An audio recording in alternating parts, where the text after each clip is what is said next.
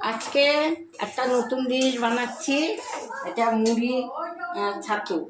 মুড়িটাকে গুঁড়ো করে রেখেছি, এবার খোয়া ক্ষীরটাকে কুড়িয়ে রেখেছি, নারকেল কুড়িয়ে রেখেছি, আর একটু লাস্টে নিয়ে দেবো গরম মশলা।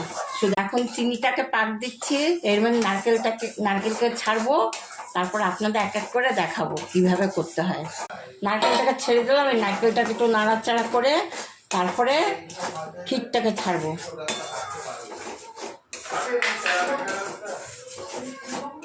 এবার ক্ষীরটাকে ছেড়ে দিচ্ছি, একটু নাড়াচাড়া করে মিশিয়ে তারপরে মুড়ির ছাতুটাকে ছাড়বো। মুড়ির ছাতুটা ছেড়ে দিলাম, ছাতুটাকে ছেড়ে দিলাম। এবার এটাকে ভালো করে নাড়াচাড়া করে তারপরে একটু এলাচের গুঁড়ো দিয়ে দিলাম। এর মধ্যে কাজু কিশমিশও দেওয়া যায়, কিন্তু আমি দেবো না। হ্যাঁ, আপনারা দিলে দিতে পারেন। এবার আমি নাড়ু বানাবো। এটা নামিয়ে দিলাম থালার মধ্যে, এর মধ্যে একটু ঘি দিয়ে দিলাম।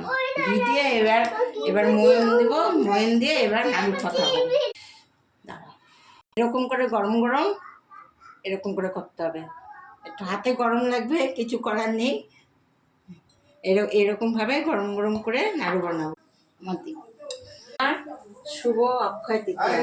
আপনাদের একটা নতুন জিনিস বানিয়ে দেখাচ্ছি। বানানো হয়ে গেছে মুড়ি নাড়ু। এর মধ্যে খোয়া ক্ষীর, নারকেল, এলাচের গুঁড়ো আর চিনি দিয়ে ভালো করে পাক দিয়ে তারপরে বানিয়েছি। আপনারা এইভাবে করে খেয়ে দেখুন, ভালো লাগবে।